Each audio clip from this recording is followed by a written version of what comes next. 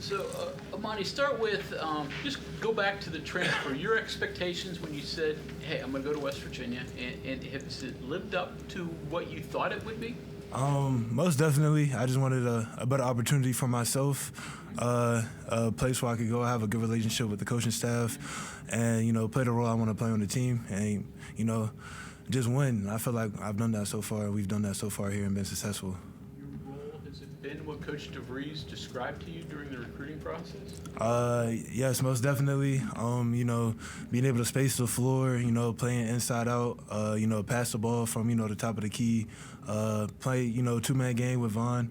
Definitely been what I've expected and a little bit more, actually.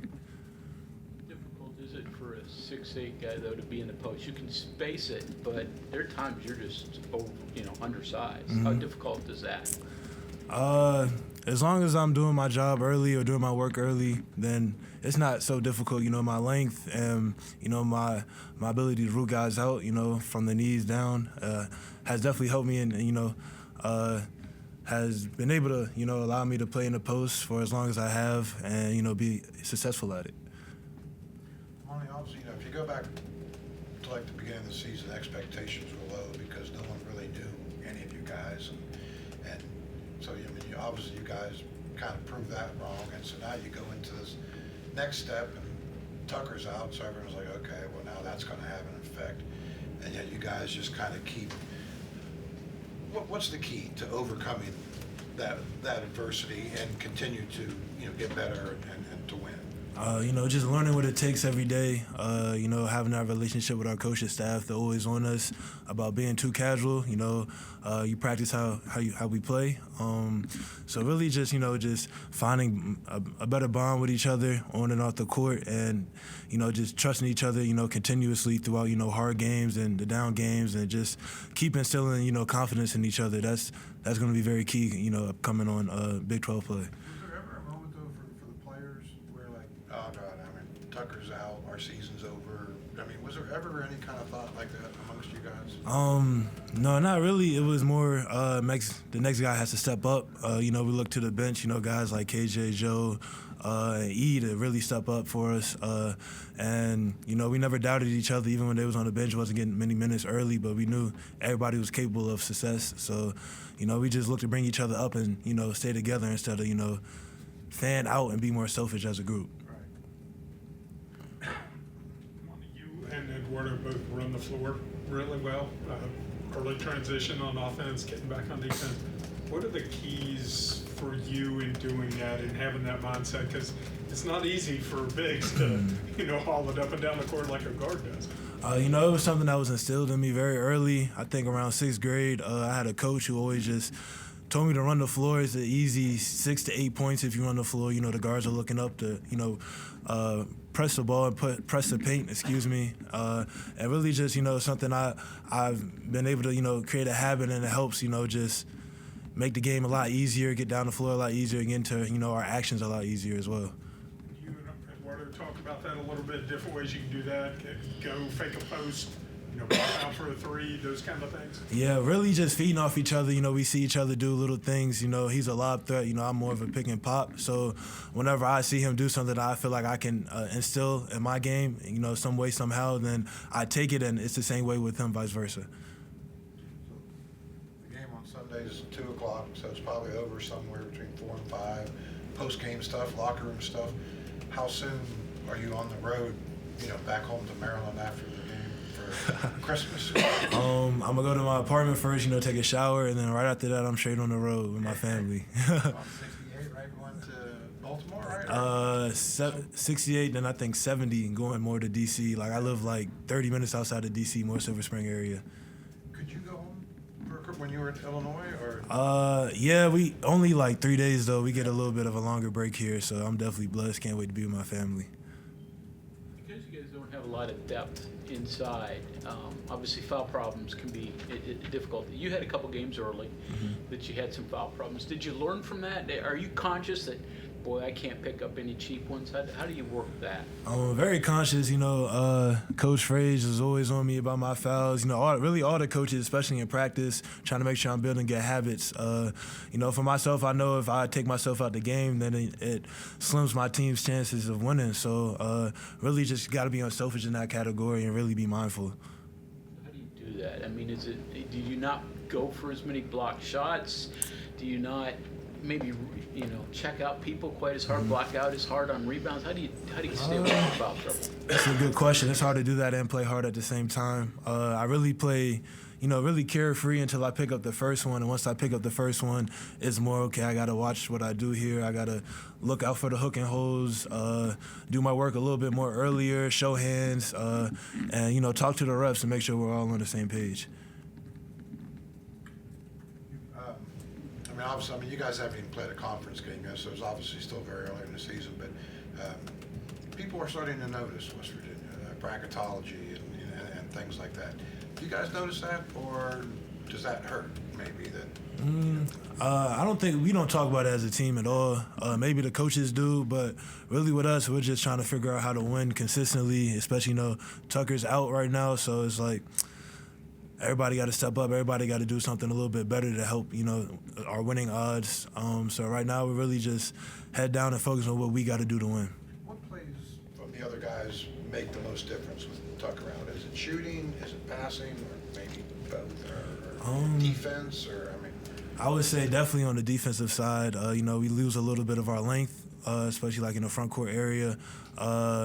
So really just, being able to lock down guards, win closeouts, when we play in rotation. And then on the offensive end, definitely shooting, being able to space the floor so we can get our driving lanes. Vaughn likes to attack the basket. KJ likes to attack the basket. And really just, just our leadership-wise, we lose a big leader on the court with Tuck. So, guys like me, Vaughn, and Toby got to really step up. You wouldn't know it from looking at him, but he was the leading shot blocker. I never would have guessed it. That's something you guys have to make up for. Yeah, absolutely. Absolutely. Would you talk a little bit about the idea of leadership and the kind that he brings? Because it often breaks down to a one-on-one game, and yet you need a guy out there to do that. What's involved in what he does? I feel like when the game starts to get away from us, and we huddle up, at the free throw line, it's really just especially like in Atlanta, he talked a lot about just staying together, with storming the storm. Basketball is a game of runs. So you got to withstand a run and make a run a lot of times during the game. So really just, keeping us together, keeping us organized, make sure we all on the same page. You guys caught a lot of attention for what you guys did in Atlanta. Did it surprise you all inside as well? Or did you leave there with a lot more confidence that maybe you went in with? I wouldn't say it surprised us, but I think we proved a lot to ourselves that weekend. That we're capable of making an NCAA tournament run, and it instilled a lot of confidence in a lot of the guys here. So I feel like leaving that weekend, it was just big for us to understand that we can do what we are, what our goal is, and we just got to keep going and just keep our heads down and stop listening to the outside attention, but just focus on what we got to do. It was like to play 3 straight overtime games. How exhausting is that? Very exhausting, but Doc and Coach Horn made sure we got everything we need, no cramps, a lot of fuel and a lot of fruit for sure.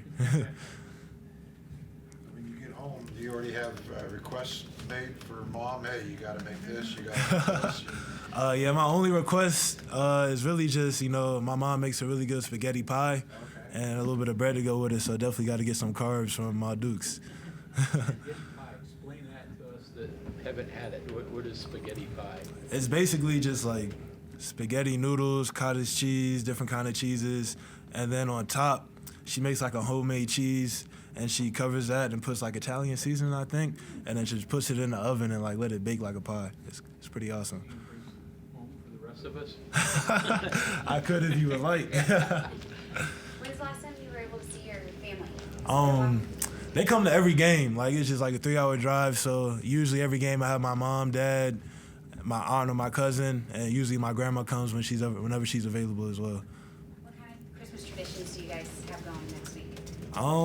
We do a game night. Like every Christmas, we invite like at least 20, 25 family members over, and we play games together, homemade games. So it's not nothing like Uno or anything, but like my mom likes to make up games, so we play those and we just really just laugh and have a good time. Does she always win? Nah, I always win. Have you taken any teammates with him? Nope. No, okay. No, not at all. Will they be at the game on Sunday? Yes, they will. I think my sister, my grandma, and I got aunt and uncles coming as well.